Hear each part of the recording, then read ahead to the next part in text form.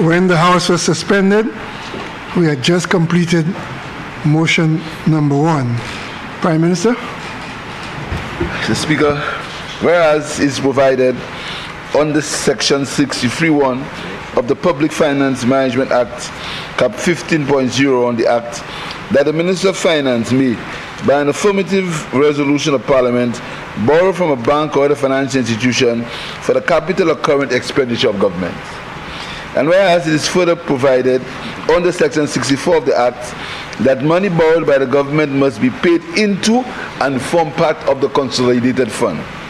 And whereas the Minister of Finance considered it necessary to borrow an amount of US $6 million, the loan, from the African Export-Import Bank to finance the construction of social infrastructure and other facilities damaged or destroyed by Tropical Storm Brett under an education rehabilitation climate-linked facility.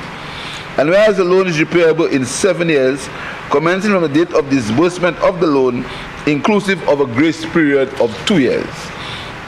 And whereas the loan is repayable in equal semi-annual installments on the 40th day of June and 41st day of December of each year after the grace period. And whereas interest is payable at the rate of 6% per annum, be it resolved that Parliament authorizes the Minister of Finance to borrow the amount of $6 million from the African Export-Import Bank to finance the construction of social infrastructure and other facilities damaged or destroyed by Tropical Storm Brett under an education rehabilitation climate-linked facility. Be it further resolved that the loan is repayable in 7 years commencing from the date of disbursement of the loan, inclusive of a grace period of 2 years.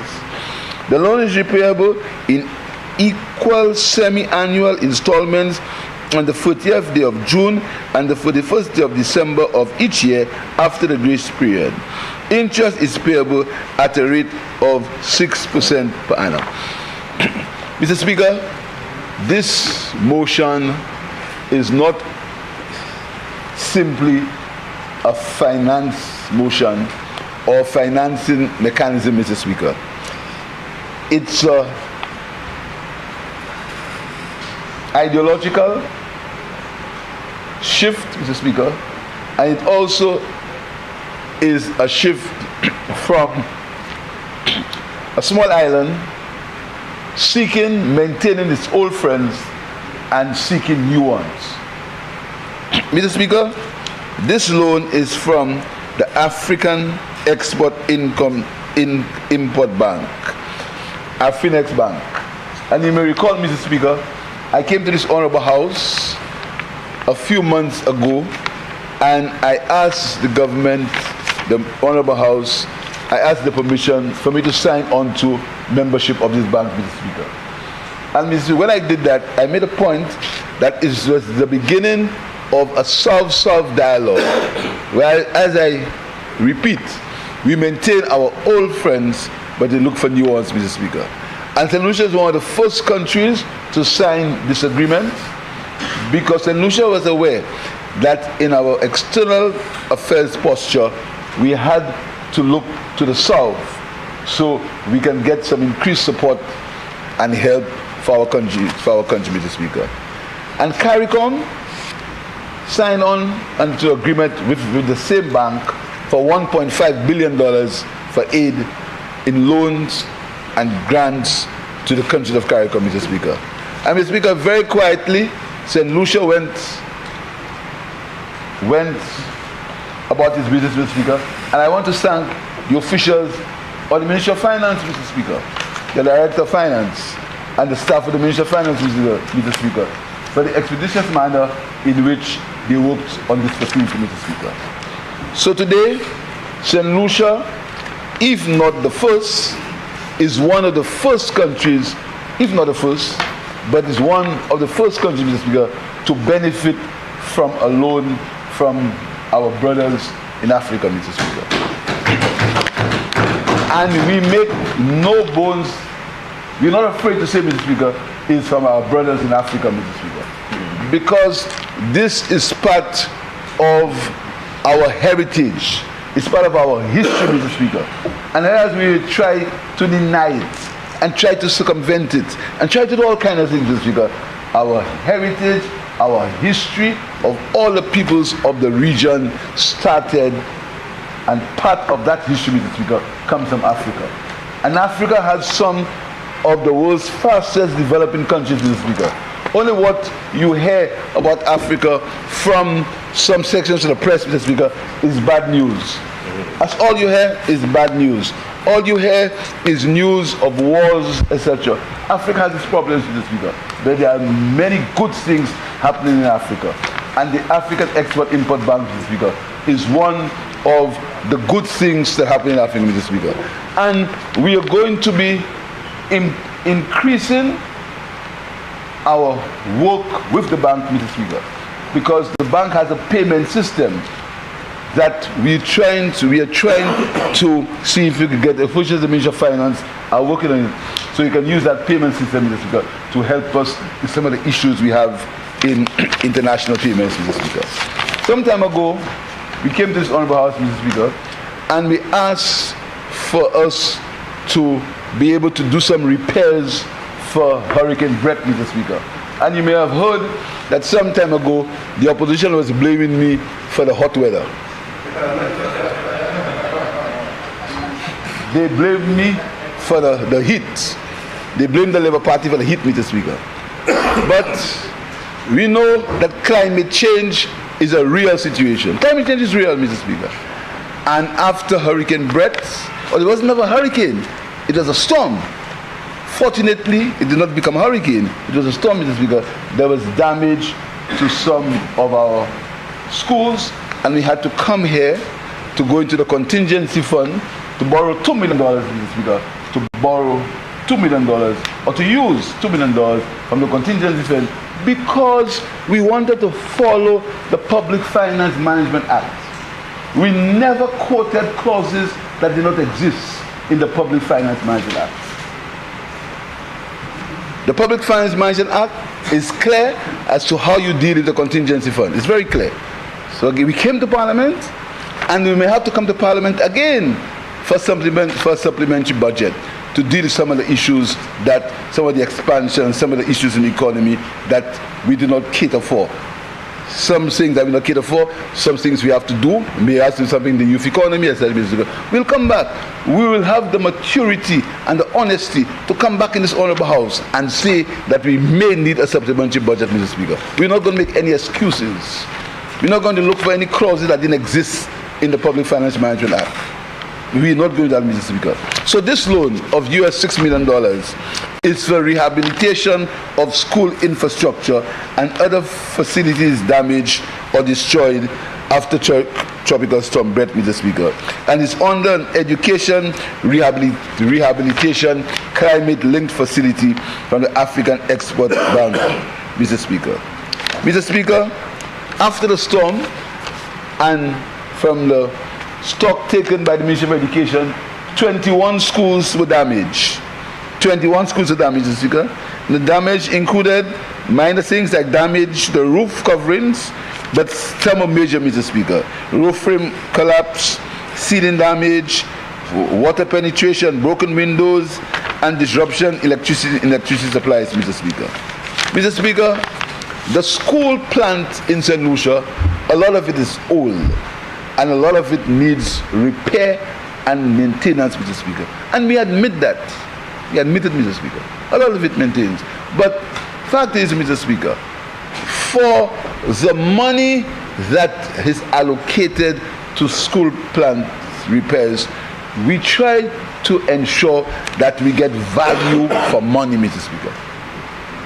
And if you have to compare, Mr. Speaker, what is happening to school repairs with the money that we spend, and compared to whether value for money was received, Mr. Speaker, in money that is spent before the jury is still out.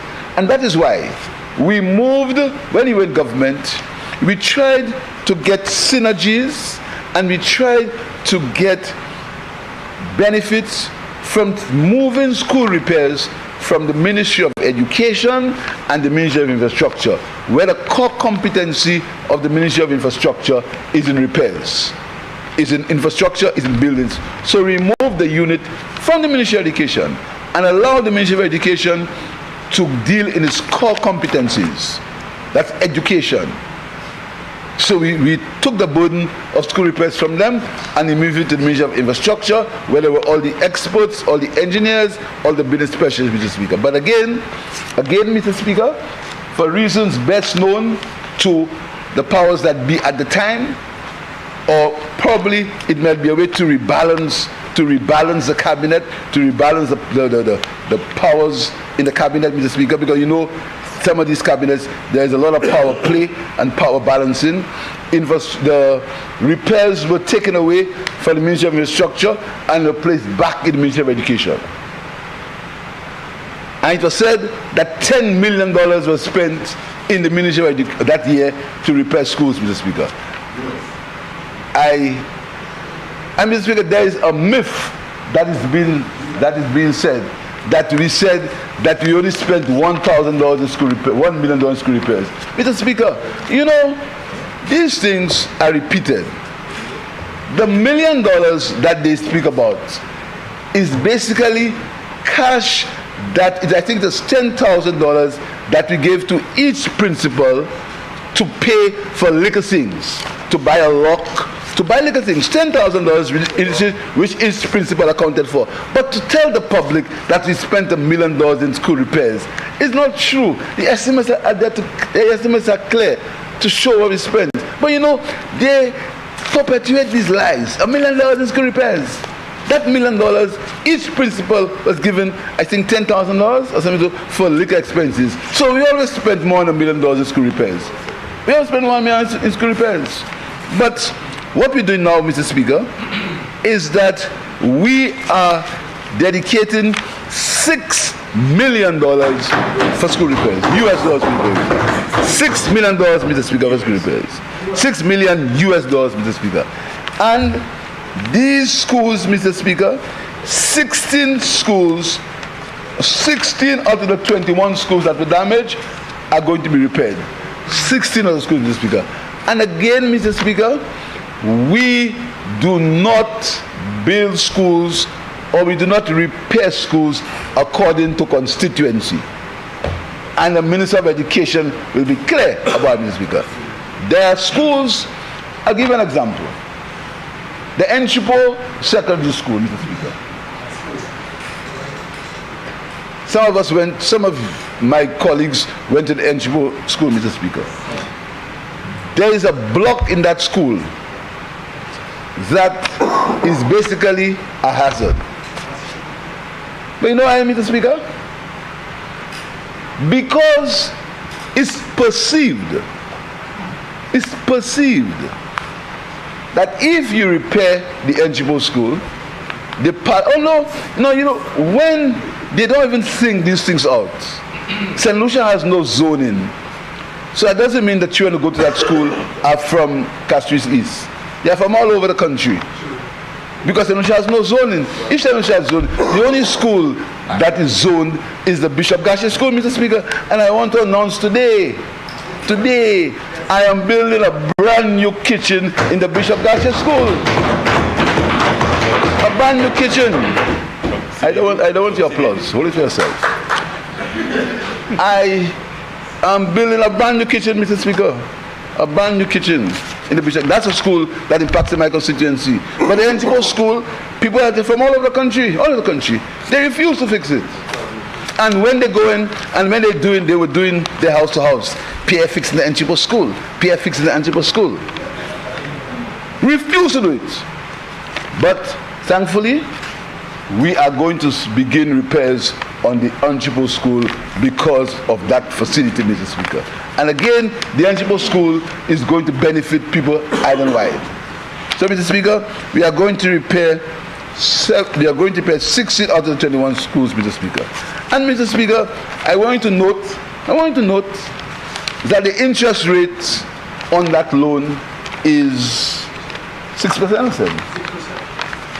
And, Mr. Speaker, that is And if you listened to me in my budget presentation, I made the point of the rising interest rates globally. You understand? Some of us here will want to pretend that the interest rates only rise for St. Lucia because the Labour Party government. Interest rates are rising globally, Mr. Speaker. And if you look at the estimates, and if you look at my budget speech, I made the point that the allocation for interest rates has to increase. I can't remember the exact figures because of the increase in global interest rates, Mr. Speaker. So this loan, Mr. Speaker, the interest rate is at 6% over 7 years for a 2-year grace period. But what's important is that loan was negotiated in less than 3 months, Mr. Speaker, because of the skill, because of the transparency, and because the accountability of the staff of the Ministry of Finance, Mr. Speaker. In less than 3 months, that loan was negotiated. My officials at Ministry of Finance went up there because they did not go up there with a minister telling them to say this, say that, give this one the contract, make sure that one they get the contract, make sure you look for that consultant, make sure that never happened. We don't get involved in that business. And the time will come when I'm going to speak about consultancy fees. Because there's been a myth on this about consultancy fees, Mr. Speaker. But you know, these things are going to be dealt with, Mr. Speaker. Let me tell you something, Mr. Speaker. Do you know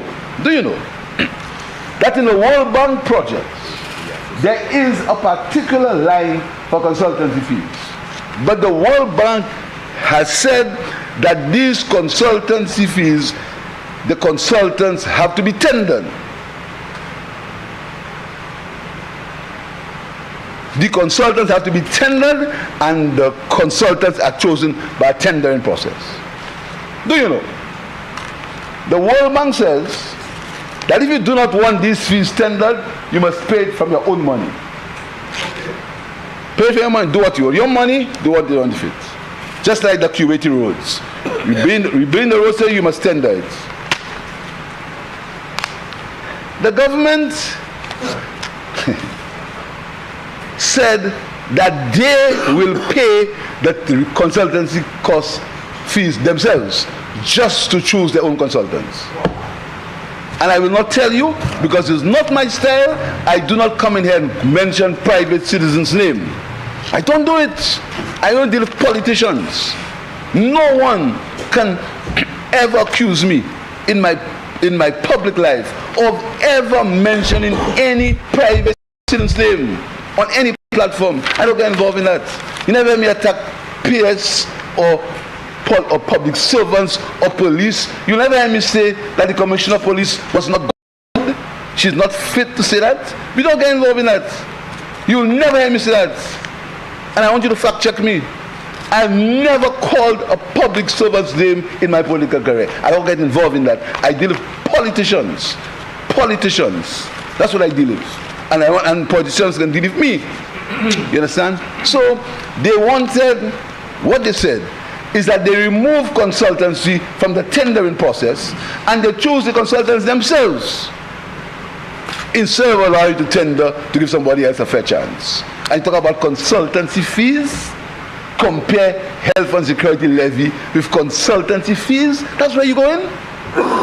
But the record will show what consultants were paid, how much they were paid, and who choose the consultants, Mr. Speaker. But that's for another show. That's for another show. That's for another show. Because all these things we have banding around, Mr. Speaker.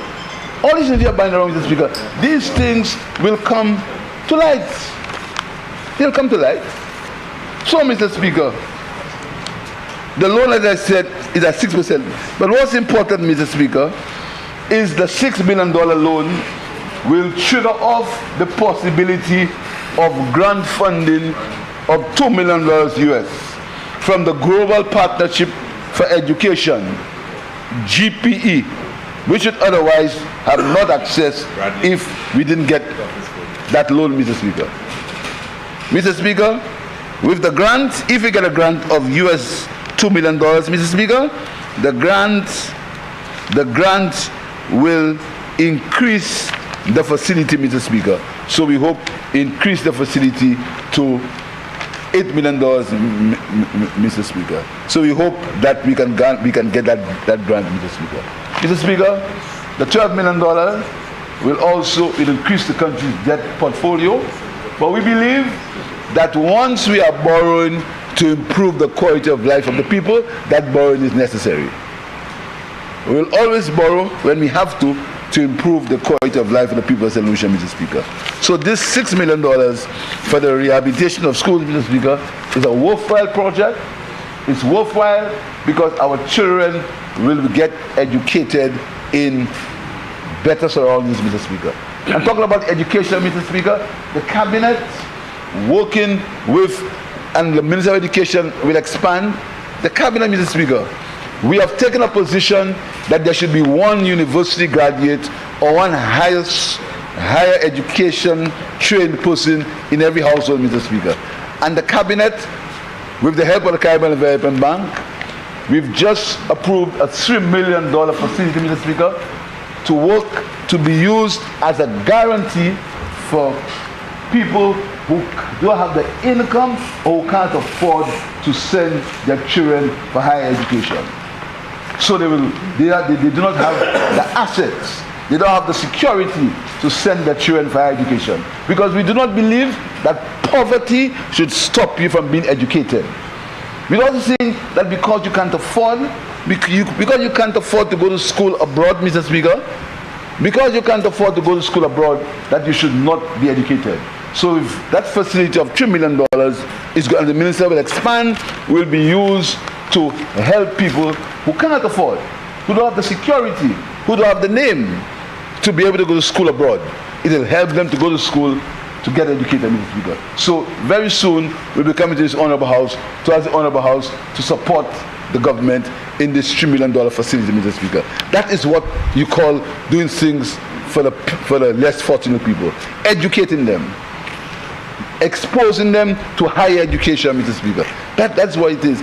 And this week, I think Thursday, the minister will expand. We are going to be launching the digital content for our education system, Mr. Speaker, prepared by local people, right, Minister? Local people, Mr. Speaker. Nobody from local people, and we're going to be using that content for our students in schools in this country. And I'm very proud of the Ministry of Education and the Minister of Education for that work going forward.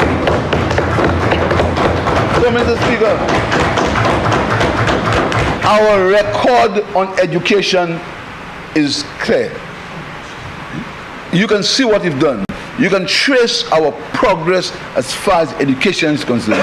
That is what we're doing for poor people. That's what we're doing for them. That's what we're doing for them.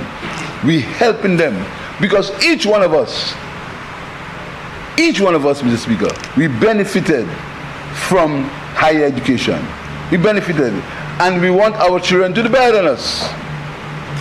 And we want the children of all people in the country to be exposed to higher education, Mr. Speaker. So this is what the government is doing. So, Mr. Speaker, I ask members to support this motion, this resolution, and I look forward to, I think, Minister of Education work is happening on the Viewfort School. It's finished. We know, Mr. Speaker, the member for Viewfort South is very concerned about the school. We're doing some work in there. 90% complete, Mr. Speaker. We hope to be completed before the end of the year. And the other schools, I think there's a school in Montrouge that is at Choiseul, right? Right. A school in Choiseul that we're going to be repairing, a school in Choiseul, in Montrouge, Mr. Speaker, and several other schools in the country. So I urge members to support this resolution. I thank you, Mr. Speaker.